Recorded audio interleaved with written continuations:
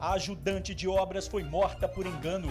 Ela estava na cozinha de casa quando foi assassinada, mas o alvo era outra mulher que estava num bar quando ouviu os criminosos confessando um roubo a uma farmácia no centro de Vitória. Flagrante de agressão e morte. Polícia divulga imagens de agentes que espancaram e mataram adolescente em unidade de internação. Os 5 suspeitos foram indiciados por tortura, mas estão foragidos. Mais de 1000 reclamações. Advogado é alvo de denúncias. Uma ex-funcionária diz que não recebia benefícios trabalhistas. Um empresário afirma que também teve problema com o suspeito. Arrastão em bairros nobres da Grande Vitória. Esse casal que aparece nas imagens faz parte de uma quadrilha que invade prédios de luxo para roubar. Idoso morre depois de cair em buraco numa calçada no norte do estado. A obra não estava sinalizada. Motociclista derruba bandido que fugia de perseguição policial. O criminoso estava de bicicleta e havia roubado uma bolsa. Casal morre em acidente no sul do estado. O caminhão perdeu o freio e tombou na curva. Droga na mochila e na mala. 3 jovens foram detidos trazendo maconha de São Paulo.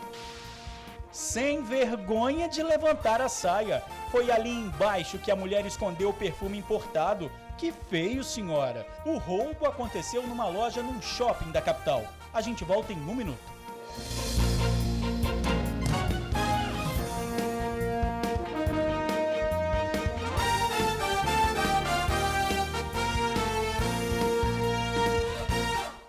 Olá, boa noite.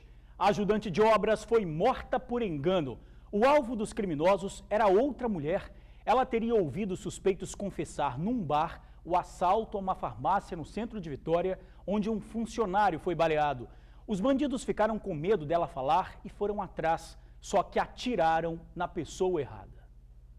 As 3 pessoas são apontadas pela polícia como participantes do crime. Elisete Rodrigues Firmino, de 41 anos, o marido dela, Luan de Oliveira Sena, de 24, e Lucas Vinícius Serra, de 18. O principal suspeito também já foi identificado. Gilson Rodrigues de Almeida, de 37 anos, é o único que ainda não foi localizado pela polícia.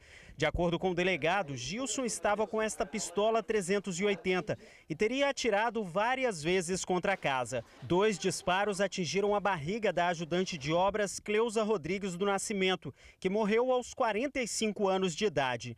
Lucas estaria com este revólver 38. Ele confessa que também atirou na residência. Ele me chamou para ir lá cobrar. Aí quando a gente saiu do carro, ele foi e me deu a arma. Ele falou, se tiver alguém armado lá, só você não dá mole, atira também. Atirei na casa e foi só um tiro só. Depois de atirarem na casa, os 4 suspeitos fugiram de carro. Pouco tempo depois, o veículo em que eles estavam foi atingido por vários tiros. O atentado aconteceu no bairro Felrosa, também na Serra. Foi nesse momento que Gilson aproveitou para escapar. De acordo com o delegado, o carro alvejado pertence a Luan, que é cunhado de Gilson. Depois do atentado, Elisete, Luan e Lucas foram levados até a delegacia como vítimas de uma tentativa de homicídio, mas logo se tornaram suspeitos de assassinato. Ouvi a história fantasiosa que eles contaram, não acreditei, logicamente, expus para eles alguns fatos e eles acabaram confessando para mim que eles tinham sido os autores daquele homicídio. Luan e Elisete afirmam que não sabiam dos planos de Gilson.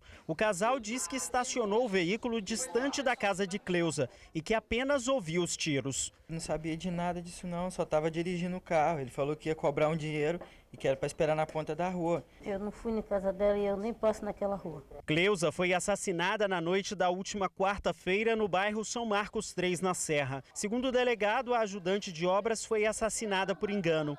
O alvo dos 4 seria uma parente dela, que teria ouvido uma conversa de bar entre Gilson e Luan. Essa testemunha me relatou que o crime teria ocorrido face uma ameaça da Elisete a essa pessoa, a essa testemunha, visto que essa testemunha teria escutado em um bar uma conversa entre o Luan e o Gilson de que eles teriam participado daquele roubo à farmácia. E no outro dia, que é o dia efetivamente do crime, ela pela manhã foi novamente ameaçada que caso ela contasse para alguém, o Gilson iria lá à noite e iria matar ela. E efetivamente o Gilson retornou naquela noite e efetuou aqueles diversos disparos que, por erro de execução, acabaram atingindo 2 pessoas diversas da pretendida. A polícia investiga as imagens da farmácia para confirmar a participação dos suspeitos no assalto, mas o delegado não tem dúvidas de que os 3 participaram do assassinato de Cleusa. Quem tiver informação do foragido é só ligar 181. Quase 1000 reclamações e 10 representações formais na entidade profissional, tudo contra um único advogado. Clientes e funcionários fazem a denúncia. 2 pessoas que não se conheciam, mas que estão unidas por justiça. Elas foram vítimas de um advogado suspeito de aplicar golpes na Grande Vitória. O prejuízo dela pode chegar a R$200 mil. Diz ter sido lesada de diferentes formas. São 3 anos de trabalho sem carteira assinar. Começou a usar meu cartão de crédito, tá aqui, e não pagou as faturas, que está hoje em torno mais ou menos de R$12 mil. Usou cheques meus, 21 cheques meus, e também não me pagou, em torno mais ou menos de R$50 mil.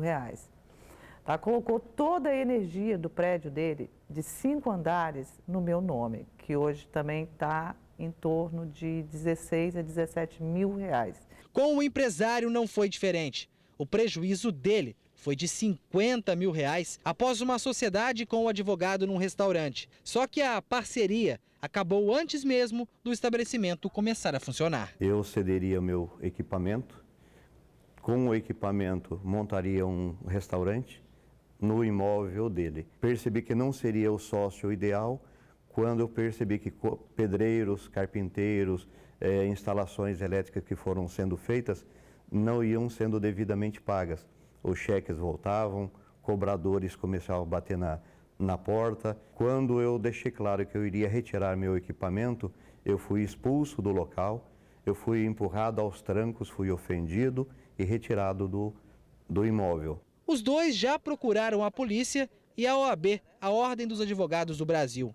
Acumulam documentos que comprovam os golpes. Eles estão longe de serem as únicas vítimas do advogado. Inclusive, é próprio clientes dele que ele recebe os alvarás, tá, e não repassa para os clientes, que não são poucos. Tá? Ele recebe o dinheiro vai para a conta dele e ele acaba gastando e não repassa o dinheiro para o cliente. Quando as vítimas procuraram a OAB para denunciar o advogado, descobriram que existiam 10 representações contra ele e quase 1000 reclamações, fora os boletins de ocorrência já registrados na Polícia Civil. Como foram ludibriados? O advogado é muito bom de papo e se aproveita da boa fé das pessoas. É convincente e acaba ludibriando as pessoas com uma facilidade muito grande.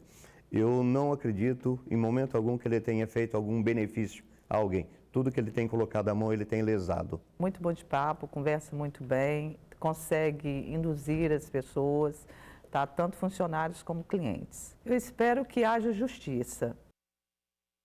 Bom, nós ligamos para o advogado durante toda a tarde, mas não conseguimos falar, nem tivemos retorno. A OAB informou que o processo disciplinar é sigiloso. Depois do julgamento pelo Tribunal de Ética, se condenado, o advogado pode ser expulso da OAB. Idoso sai para marcar uma consulta, cai em buraco na calçada e morre no norte do estado. Sebastião Apolinário Santos foi até o posto de saúde do bairro Novo Horizonte, em Linhares, e na saída acabou caindo no buraco de uma obra.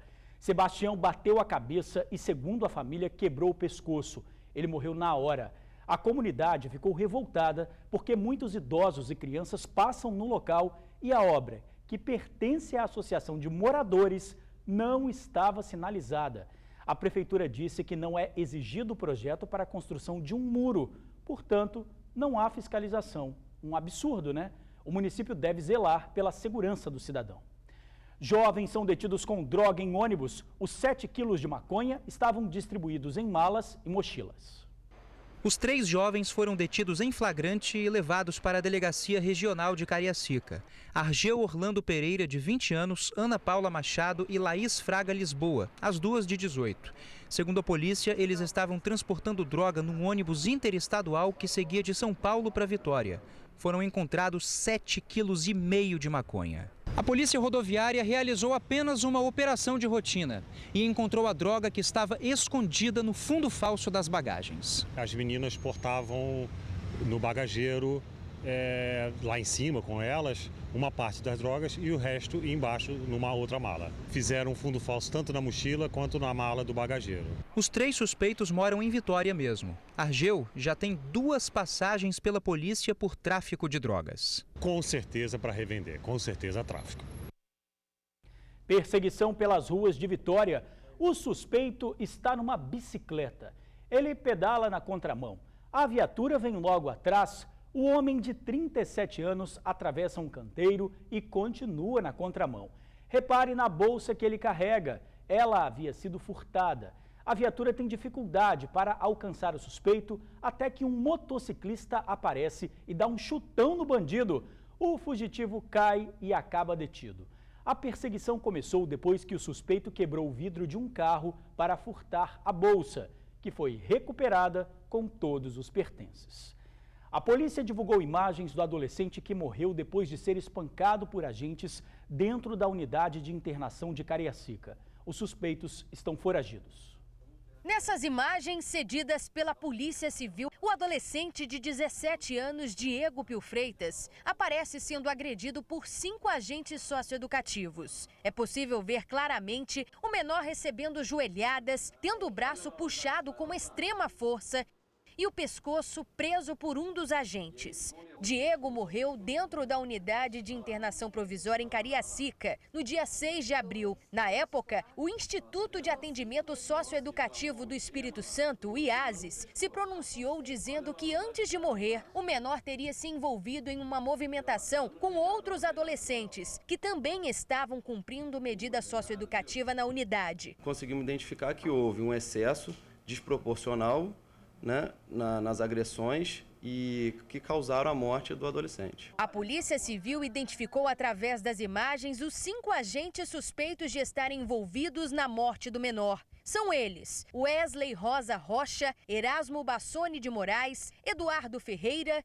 Sandro Alves e Leonardo Francisco de Carvalho. Todos ocupavam um cargo de designação temporária. No dia 27 de maio, foi publicada no Diário Oficial a exoneração dos agentes. No dia 10 de junho, a 3ª Vara Criminal de Cariacica decretou a prisão preventiva dos 5 ex-agentes. De acordo com a Polícia Civil, todos estão foragidos. Os agentes estão sendo indiciados pelo crime de tortura qualificada, já que houve morte. A polícia pede a ajuda da população para chegar até os suspeitos e realizar as prisões. A juíza deferiu a prisão e, consequentemente, foi expedido um mandado de prisão.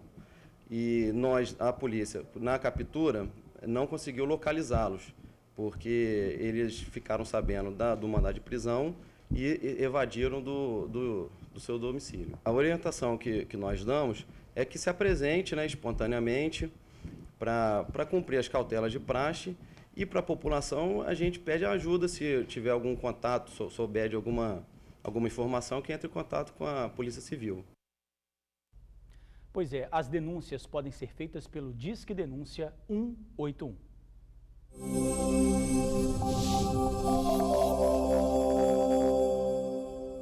O inverno começa domingo e o tempo fica instável durante todo o fim de semana no estado. Na Grande Vitória e regiões sul e serrana, chuva rápida em alguns momentos com maior chance à noite. E o domingo tem tempo chuvoso. As temperaturas variam de 13 a 23 graus na região serrana e de 13 a 28 nas outras regiões. E vejam só o que registraram as câmeras de segurança de uma loja de perfumes. Um homem conversa com a vendedora. Enquanto isso, 2 mulheres ficam olhando as prateleiras, quando de repente uma delas pega um perfume importado e enfia embaixo da saia. Ela é rápida. Depois circulam pela loja e ainda conversam com a vendedora antes de ir embora. O responsável disse que foram levados outros 2 produtos importados, um prejuízo de R$ 1.500. Onde foi parar esse perfume, hein? Quem tiver informações da suspeita, é só ligar 181. A polícia está à procura de uma quadrilha que rouba prédios de luxo na Grande Vitória. Imagens podem ajudar na identificação dos suspeitos.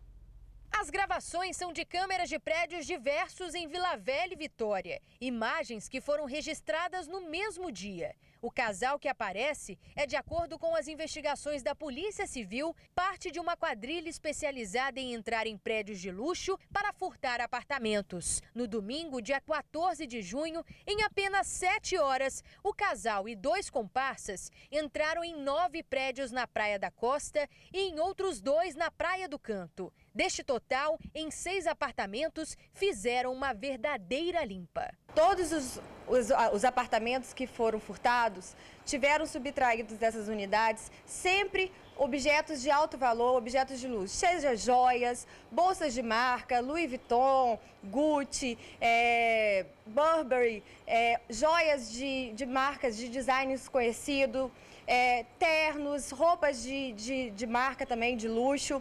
E uma das unidades teve um objeto que chamou a atenção, que foi um porta-terno da Louis Vuitton, que é um objeto exclusivo, que existem poucas unidades. É um objeto que chama atenção, até porque, se eles tentarem repassar esse objeto, é um objeto que vai chamar atenção. Para entrar nestes locais, o casal se aproveitou da fragilidade na segurança de alguns edifícios e até mesmo na falta de atenção de moradores. Na Praia do Canto, em Vitória, a dupla usa da simpatia para ganhar a confiança de moradores dentro do elevador. Após a família sair do ambiente, o casal escolhe um outro andar menos movimentado para agir. A dupla ainda desce na maior tranquilidade para pedir a ajuda de um comparsa. Enquanto o trio faz a limpa no apartamento, um jovem de boné aguarda no salão de entrada do edifício para dar cobertura. A polícia também identificou o carro utilizado pela quadrilha para transportar os produtos furtados. A Polícia Civil suspeita que essa mesma quadrilha que agiu em Vitória e Vila Velha é responsável por outros 13 furtos no município de Pouso Alegre, em Minas Gerais, e que após a divulgação dessas imagens, novas vítimas devem se manifestar. Eles usam um CR-V da marca Honda, de cor preta, para fazer a subtração. Esse carro está envolvido. Nós não conseguimos até agora identificar a placa. Nós esperamos que, com a divulgação dessas imagens, a população, quem viu essas pessoas aqui na região da Grande Vitória nesses últimos dias, quem teve algum contato, quem identifique o rosto deles, que entre em contato, que façam denúncia por meio do 181. Teve alta do hospital o jovem Rafael Casagrande, baleado durante um assalto a ônibus. Rafael voltou para casa hoje, depois de 19 dias internado. O jovem foi baleado no peito durante um assalto a um ônibus no início do mês. Ele é estudante de educação física e jogador de futebol americano e voltava da UFES quando foi assaltado. Os criminosos ainda não foram presos. A gente fica feliz em dar a notícia de que o Rafael está bem. E agora, vida nova. Uma boa sorte. Identificados suspeitos de torturar idosos na zona rural de Vila Velha. Um deles foi preso. Renato Alves Viana, de 19 anos, foi reconhecido pelas vítimas. Segundo as investigações, ele teria participado de um assalto que aconteceu em Xuri, na zona rural de Vila Velha, no mês de maio. Na ocasião, os bandidos invadiram o sítio e assaltaram 3 idosos. Além de espancar as vítimas, os bandidos roubaram vários pertences, incluindo 2 veículos usados na fuga. Com Renato, a polícia apreendeu essa garrucha de fabricação artesanal. Mesmo assim, ele diz que é inocente. Fiz nada não, não tem nada a ver com isso não. As vítimas reconheceram também Paulo Roberto dos Santos, de 33 anos, e Eduardo Fernando Paulo, de 18, que teriam participado na ação criminosa. Além do criminoso preso e dos outros 2 que foram identificados, a polícia diz que, em depoimento, as vítimas afirmam que mais 2 suspeitos também teriam participado do crime. A tendência é a investigação avançar para que nos próximos dias a gente consiga identificar os demais envolvidos e efetuar a prisão de todos eles. A seguir, caminhão carregado com granito tomba e deixa 2 pessoas mortas. A gente já volta. 2 pessoas morreram em um grave acidente no sul do estado. Foi na rodovia ES 482, entre as cidades de Alegre e Guaçuí. O caminhão que transportava chapas de granito perdeu o freio e tombou às margens da estrada. Uma equipe de bombeiros esteve no local, mas as vítimas, um casal não identificado, não resistiu e morreu na hora. E a gente fica por aqui. Obrigado por assistir ao jornal, pela companhia de sempre. Uma boa noite, mas eu te espero amanhã ao meio-dia no Tribuna Notícias, primeira edição. Uma boa noite, até lá.